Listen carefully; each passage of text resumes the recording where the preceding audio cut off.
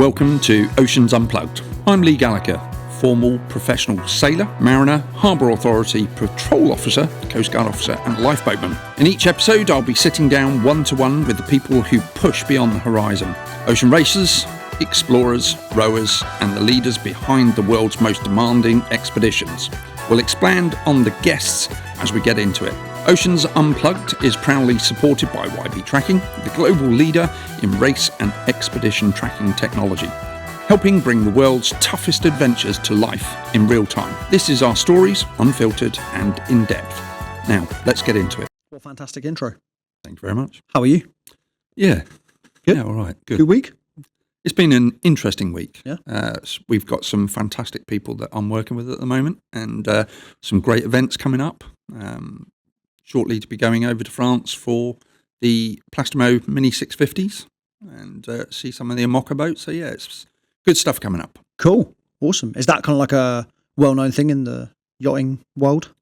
So Lorient itself is actually kind of one of the central global training hubs for sort of solo sailors. Wow. It's almost like the college and the mecca to go to. Yeah, amazing. Awesome. So this episode, this is all about you. This is your limelight. This is it. This is your chance to shine. I want to know everything. I want to know how you got from where you started, how you got to here. I want to hear a little bit about the racing.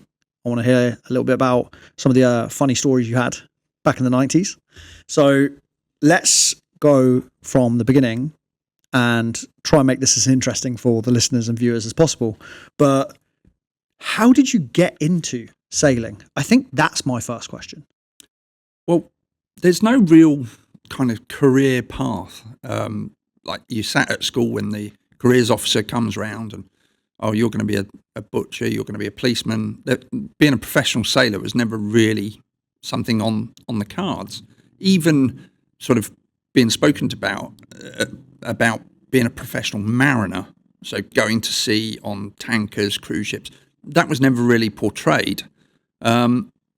And I'm not from a typical sailing background. Although my father was involved in the very first Whitbread round the world race in 1973, I wasn't really involved in that. I mean, it wasn't till I was probably in my mid-teens that I kind of started to get into sailing a little bit. But it was because my parents emigrated to South Africa that after school, I'd go surfing, went surfing with my teachers, who would just go enjoy the ocean. And here in the UK, fortunately, living on the south coast, there are opportunities. But I never kind of got that opportunity like a lot of the sailors in the industry that their dad owned a yacht or something. I mean, besides the fact that my biological father was involved and he was a shipwright, there was, I suppose, that DNA at the beginning. But I'm definitely not from the privileged background that kind of grew up on a boat thing. It wasn't really till sort of the 90s when a really good friend of mine got me out sailing. Obviously, I developed a bit of a skill and a talent, and owners started saying, yeah, come sail with us. And then discovering that I can go and learn more and do deliveries, gain mileage. And there was a lot more to it. So what do you mean by deliveries? So one of the things I discovered is to gain more knowledge and experience, a bit like an internship. You basically offer your services, your time to owners or companies to transport a boat from point A to point B. So this may be even like new build manufacturers. They want boats taken from France to England, or boat owners that want their boat taken to the Mediterranean because they're going to live the dream, or they're going down to the Caribbean, live the dream, and they can't deliver it on their own, or they don't want to put it onto a ship where they get lifted out, put on a ship, transported over. So you basically offer your services as a deckhand or just a hand on the boat. I mean, I know people that have never been on a boat wandering around the docks offering their services to cross the Atlantic. And they're learning on the job kind of thing. So I did a fair few years of deliveries, and that then obviously helped build my racing experience, and vice versa. My racing experience helped develop my delivery experience. And it wasn't until in the in fact, it was the America's Cup Jubilee in 2003, I think it was, after I'd done a round the world race, that someone said, "Oh, have you got your tickets?" And I thought they were on about tickets to an event like in the evening. It turned out they were on about qualifications. So even though I'd by then sailed through the Southern Ocean and done all that, that's when I kind of like, I've got to get qualifications. Never knew any about that. I just kind of fumbled my way through. Just experience. Yeah. What sort of things do you expect traveling, I guess, from the UK over to America? Well, If you're doing those sorts of deliveries. yeah. So you're obviously, when you're starting out, you're not expecting anything. You're just like, let's have a go at it. And it can be great or it can be disastrous. I've certainly learned through my career to profile now through experience. One of the transatlantics I did was with an American guy who owned this beautiful 65-foot catamaran, the French-built Fontaine Peugeot. And on the shore at Las Palmas, he was absolute scream party animal. We were having fun. He was like, "Yeah, come on board. I've got a cook on board. I've got a deckhand and a hostess, and etc." And he had a charter guest with him, which was this massive American football player, and a very attractive, much shorter wife, and then an 11-year-old miniature version of the mum. But what we found out was that the party animal ashore was just as much on the boat at sea, and he would be drinking tequila, whiskey, vodka from when he woke up in the morning at 7, 8 o'clock. And by sort of lunchtime, he was a walking disaster. And quite often we used to have to try and sort of gently herd the 11-year-old daughter out of basically the way of abuse from the owner. And on one occasion, he was throwing empty diesel canisters off the back of the boat, and he had firearms on board and was shooting at them. And we were like, we've got a drunk guy on board with firearms. It was a nightmare. Once we got to Rodney Bay in St. Lucia, that was it. The cook, myself, the decky, the hostess, that was us. We were off. Wow. Didn't even want paying. We were gone. That's insane. Yeah. Is that quite a common thing though? Or do you feel like that's a bit of like a one-off? I think there's not many of those stories, but there is the risk of those stories because especially when you're a dock walker, someone who's just trying to get mileage, you don't know the individuals from Adam kind of thing. And you've kind of got to really be cautious about who you're going on with and what you're doing because depending on the size of the boat, you're starting to put a lot of people into very confined areas, and the ocean is not that forgiving. And fatigue starts to kick in because obviously the boat's still got to sail 24 hours a day, 7 days a week for however many 1,000 miles you're going to sail. And you've certainly got to be aware of it. And emotions kick in, fatigue kicks in. People's diet changes, so that they change a little bit. To get into the nitty gritty of it, when you change your diet, your bowels are going to change. If you start backing up because you're not drinking enough water, your attitude is going to change. And it's that's crazy. Just things you don't really think about, I guess. No. What's some of like the funner stories you've got of deliveries? Would it be around the Mediterranean? Would you say that's kind of like a better kind of lifestyle, or do you think it's Caribbean maybe, or is it location based? Is it yacht based? I mean, I've done quite a lot of sailing in different parts of the world, be it Australia, New Zealand, the Caribbean, or the Mediterranean. There's certainly some fun times to be had. And in racing environments before I became fully like pro and still learning stuff. The party ashore was kind of the party ashore. It was great.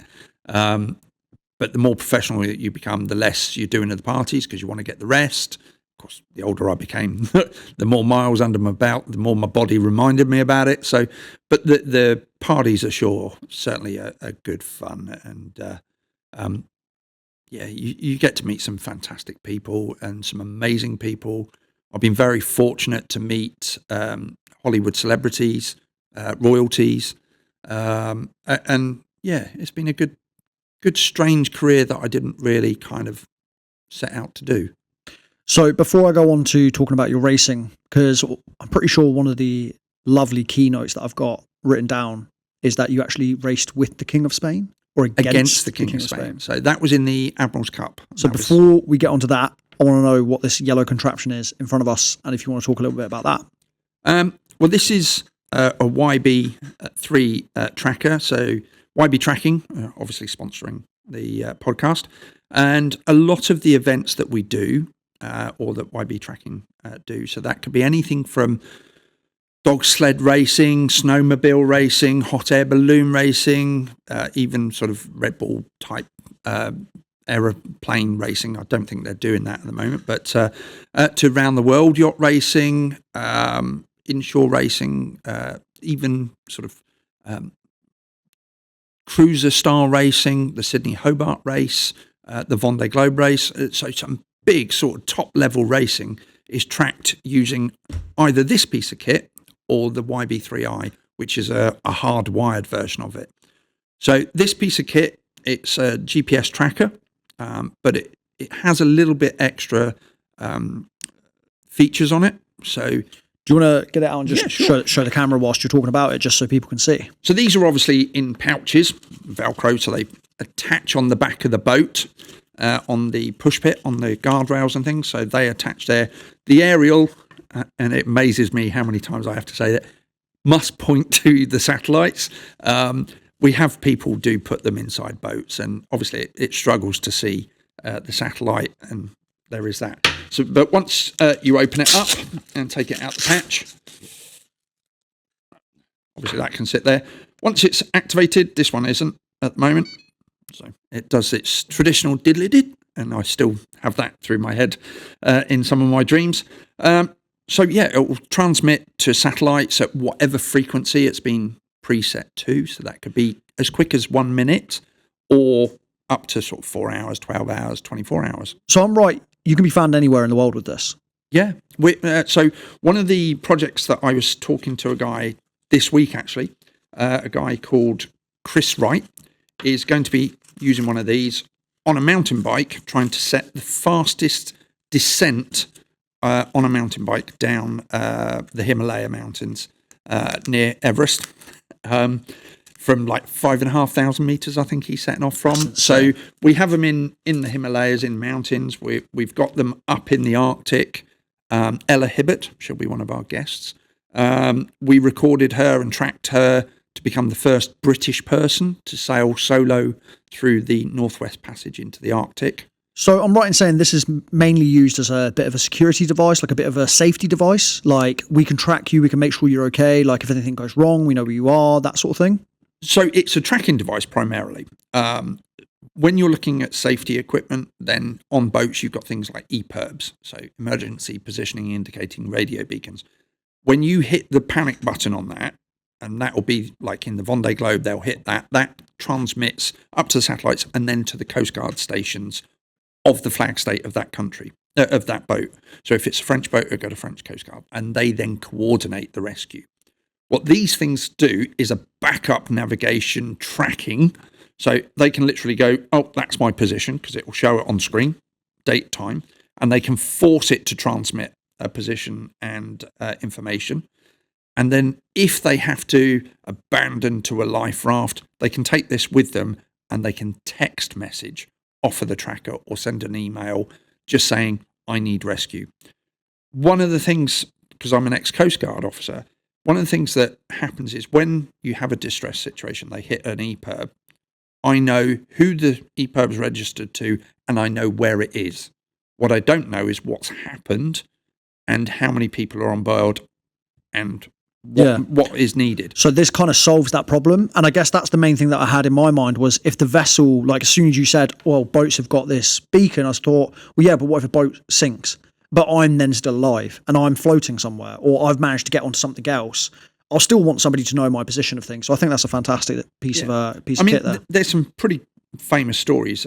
Tony Bullimore had to abandon, he capsized in the Vendée Globe, I think it was 96. He capsized, and he was inside his upturned boat for, I think it was 24, 36 hours. And he'd set off his EPIRB, and the Australian Navy were heading towards him, but they didn't know if he was still alive.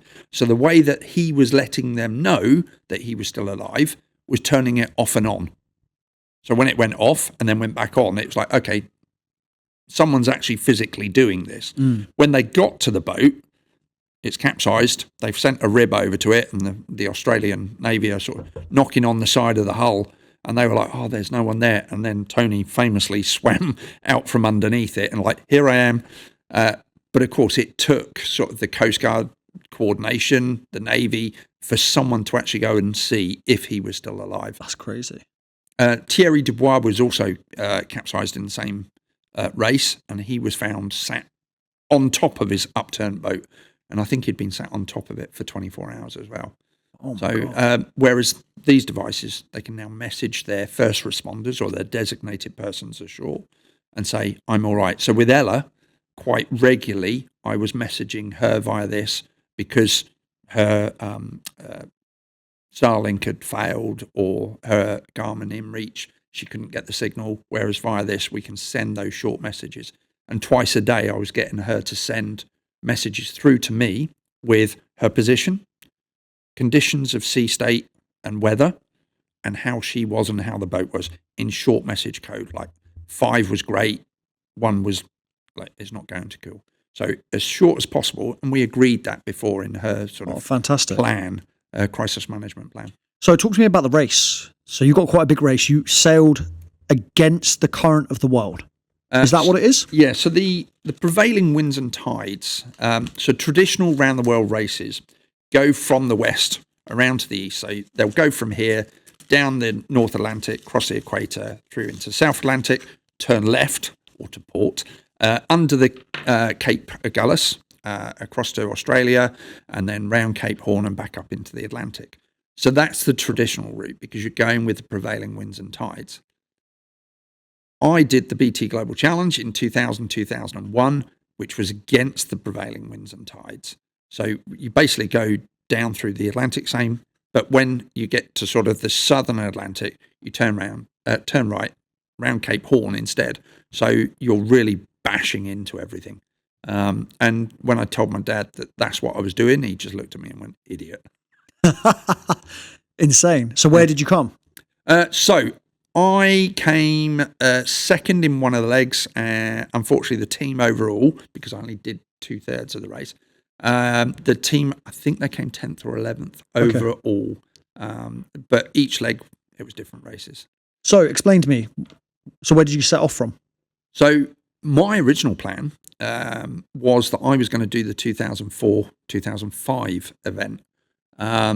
And to cut a long story short, the 2000, 2001 race, they raced from Southampton across to New York. And unfortunately, they had some really bad weather. And some people got off the boat in New York. They had some replacement crew. And then from New York across the equator, which is supposed to be the doldrums, nice, easy, gentle sailing, down the coast of South America to Buenos Aires. And they suffered some really bad conditions, borderline hurricane force. And so when it got to Buenos Aires, there was actually like a mass exodus. And Challenge Business reached out and said, look, if you can be in Buenos Aires in, I think it was 4 or 5 weeks' time and pay X amount, £1,000, you can do this year's race and continue on from here. Fortunately, at the time, I'd already been raising my sponsorship for the 2004-5 race. So I had money for it, but I wasn't kind of time-wise. I was working for Hampshire Police at the time. And it was, I can't really leave my job and be down there in 4 or 5 weeks. And I went into work and I spoke to like my line manager, the sergeant and everything. And he said, so let me get this straight. You'd rather be here being abused on a Thursday, Friday, Saturday, or travel around the world? I went, no, you kind of put it that way. So I wrote my resignation and got down to Buenos Aires and went through the Southern Ocean and around Cape Horn to Wellington, and then from Wellington across to Sydney, and then from Sydney dove south again underneath Tasmania, back through the Southern Ocean into Cape Town, where I found out I was going to be a father by someone I met in Wellington. But I also found out that my father was was given 6 months to live with breast cancer. So we'd done some filming with Nick on what was it, City Hospital, who does all their SOS building SOS. I can't remember his name now off the top of my head. To sort of make people aware of male breast cancer, we can get it. Yeah. Most people don't realise. So when I got to Cape Town, I had a decision to make whether I was going to go back to New Zealand or go back to England. So had a chat with the lass at the time. I said, look, Dad's been given 6 months to live. Had a chat to the skipper of the boat and said, I've got to leave. And so the intention was to go and support my mum and Dad. I wanted her to come to the UK. Unfortunately, she wanted to stay in New Zealand. We've still remained friends, and I have an amazing son from it. Fantastic. But to cut that story a little bit short, even though my dad was given 6 months to live, the stubborn Watsit survived 23 years. And as my other half has said, that's probably where I get my drive and determination from. He just refused to give in. Wow. And even though he had breast cancer, he also was diagnosed with multiple sclerosis, and they even threw meningitis at him. So, yeah, he was a stubborn Watsit. 23 years is wild. I hear people saying, like, my grandfather at the time when he got diagnosed for cancer was 3 months. Yeah. He lived 4 years. 23 years is wild. That's crazy. He just refused to give in. Wow, that's insane. Yeah, well, that's an accomplishment in itself. Yeah. I mean, that's crazy. So just throughout your story, what you're saying is you've done delivery of yachts. You've also raced. You've also been a Coast Guard. You've also been a police officer. And Worked in the police force, yeah. And then you raced against the King of Spain? So in the Admiral's Cup in 2003, I was fortunate to get selected as part of the English team, racing for Sir Peter Harrison's team. So in that, they entered 4 boats, 2 teams, and I was fortunate enough to race with America's Cup sailors. So we had the skipper of our boat was Andy Green, who was the starting helmsman for Team GBR in the America's Cup when Peter Harrison had put Britain back into the America's Cup after, I think it was 16 years absence. And from Sir Peter Harrison getting us back in, those are kind of that was the foundation of what is now pretty much Sir Ben Ainsley's team now. Insane. So then, did you win? Unfortunately not, no. That's insane. Unfortunately not. So it's the America's Cup, but it was... This was the Admiral's Cup. Right, which was done in the Solent. Yes. Which is pretty crazy. So the Admiral's Cup is a very traditional, famous race. And it was run and managed by the Royal Yacht Squadron. And there was teams from Australia, there was teams from Spain, teams from France. So yeah, it was a big event, and there's some serious names in it. That were sort of professional level, whether they were Volvo Ocean Race guys or what is now known as the Ocean Race or the America's Cup. So some international top level. So I got to learn a lot from them, and that certainly helped build my career as well. So what are you doing now? Well, up until 2019, for almost 10 years, besides still sailing professionally and teaching sailing and teaching powerboating, I was the chief instructor for a local charter sailing school and powerboat school. I was a harbour master patrol officer for the Port of Southampton and a pilot launch coxswain, so putting the Admiralty and maritime pilots onto the ships inbound to Portsmouth and Southampton. And in July 2019, I kind of decided I needed a change and I wanted to go and play on some super yachts. So I went off and I joined a beautiful 140-foot Aberkin and Rasmussen boat called Asgard, stunning piece of kit. And we took around a bit. It was a Russian owner at the time. And we took it down to Falmouth, to Pendennis Shipyard, to have a very expensive refit. And unfortunately, COVID hit, so the shipyard pretty much shut down. But because I still had my professional mariner's qualifications and my mariner's passport, and you can look this up on Google, a mariner's passport is called a seaman's discharge book. Okay. It raises many a grin to many of my friends. But obviously, as a mariner, I could still travel relatively freely around the world during lockdown, which was a bit weird, getting onto a plane with maybe 3, 4, 5 people on, sat completely remote, obviously no food service, to go and join other vessels. And some of those were just deliveries, but they were sort of 100-foot plus. And I got the opportunity to sail some great boats there. And just continued working on some fantastic sailing boats. And after that, reaching the ripe age of 50 at the time, my body started to really hurt. Unfortunately, when was it? 2004, 2005, I was diagnosed with a type of rheumatoid arthritis called ankylosing spondylitis. So my body, each bone is slowly fusing together. So every day I have to take a load of drugs to manage pain. But the more exercise I do, the better I feel. So keeping sailing was good. But of course, as I was approaching 50 years old, things started to hurt a lot more. I mean, I've got almost 500,000 miles under my belt, whether it's in professional maritime or professional sailing. So a chat with the medical doctor is you might need to take a change of career. And a very good friend of mine, Gary Hall, who used to work for HM Coast Guard, said, I think you'd be a brilliant Coast Guard officer. You've got all the background on lifeboat, patrol, pilot, all of this, if you can deal with the bureaucracy and the politics of civil service. And I went to do the job and learned a lot there as well. But obviously a career at sea, going to work internally in search and rescue, definitely provided some challenges. I'm proud to say I definitely saved some lives. And in my career with the Coast Guard, there was some news stories of jobs that I've dealt with. But also there is a very dark and sad side to the Coast Guard, where you are dealing with fatalities.